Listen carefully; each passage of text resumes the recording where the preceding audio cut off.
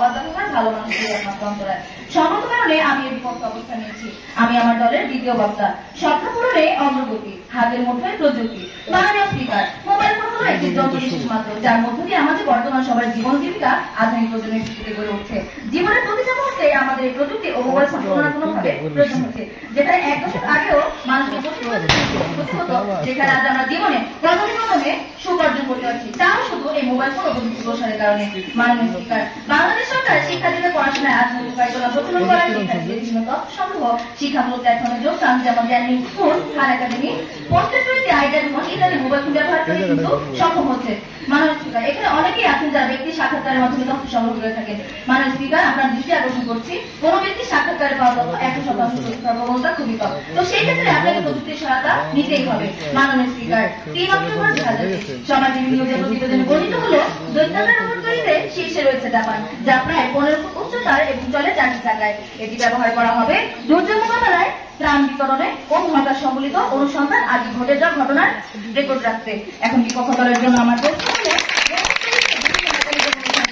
তাহলে mobile phone প্রযুক্তির অবাধ ব্যবহার ছাড়া মেকানিক্যাল পথে রোবট আবিষ্কার করা কিভাবে সম্ভব?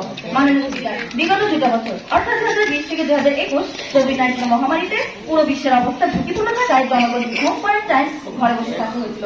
শুধু তাই নয়, এটি করে মানুষের শিক্ষা দীক্ষা, চিকিৎসা, অর্থনীতিতে ভাষায় প্রকাশ না করার মতো ক্ষতি হয়েছিল। মাননীয় স্পিকার, তার মানে এই ছিল না যে মানুষ বিগত 2 বছর থেমেছিল। প্রযুক্তি ও মোবাইল ফোন ব্যবহার করে ঘরে বসে আয় উপার্জন থেকে শুরু করে অনলাইন শপিং, কোভিড-19 চলাকালীন সময় আপনারা প্রযুক্তি ব্যবহার করে কি সাই যাননি? আপনারা কি একে ভালোবাসার অন্তরে বলে আখ্যায়িত করে এড়িয়ে চলেছেন? আশা করি প্রশ্নের উত্তর দিয়ে যাবেন। মাননীয় উপরোক্ত কর্মকর্তা যাদের বয়স 50 থেকে 60, তারা তো আগের দিনে মোবাইল ফোন ব্যবহার করেনি, তখন তো প্রযুক্তির প্রসারই ঘটেনি, কিন্তু এরাই বর্তমান জীবনে ঘুষখোর ও দুর্নীতিবাদের সর্বোচ্চ তালিকা আছে। তাহলে কিভাবে মোবাইল ফোন একমাত্র অন্তর হয়? আশা করি প্রশ্নের উত্তর দিয়ে যাবেন। আপনাদের জানা এক বিতর্কিত ঘটনায় গত 29 ফেব্রুয়ারি 2024 ঢাকার বিভিন্ন যে 4টি ভাই রেস্টুরেন্টে আগুন লেগে যাওয়ায় পুড়ে ও অক্সিজেনের অভাবে মৃত্যু হয় মোট 44 জনের। এখানে উল্লেখ্য 44 জনের যে 5 জনই ছিল একই পরিবারের। তথ্যসূত্র যমুনা টিভি নিউজ। মাননীয় স্পিকার, আর যদি বাংলাদেশের প্রযুক্তি উন্নত হতো, আর যদি বাংলাদেশ প্রযুক্তির দিকে একটি উন্নত দেশ হতো, তাহলে সে 44 জন হয়তো আমাদের মাঝে বেঁচে থাকতেন। শুধুমাত্র পানির অভাবে ফায়ার সার্ভিস পানি জোগাড় করতে গিয়ে তাদের দেরি হয়, এমন এক ঘটনা ঘটে গেল। মাননীয় স্পিকার, তাহলে মানুষকে এটা ঘিরে নেওয়ার বারবার প্রস্তাব রাখছেন। মাননীয় স্পিকার, এবার আমি বিতর্ক দলের দ্বিতীয় বক্তা যে প্রশ্নটি রেখে গেলেন সে প্রশ্ন চেষ্টা করব। মাননীয় স্পিকার, বিপক্ষ দলের দ্বিতীয় বক্তা বললেন ব্লুওয়েল নামক দ্বিতীয় বক্তা বললেন যে ব্লুওয়েল নামক গেমটি নাকি অনেক শিশু কিশোরদের জন্য মৃত্যুর কারণ হয়ে দাঁড়িয়েছে। তো এখানে আমি বলবো ব্লুওয়েল গেমসটি যে ক্ষতিকারক সেটা মা বাবার খেয়াল রাখতে হবে। মা বাবা যদি সচেতন থাকে তাহলে তার সন্তান কখনোই এই গেমটি খেলা উৎসাহিত হবে না। মা বাবার সন্তানকে বলি শাসন করতে হবে।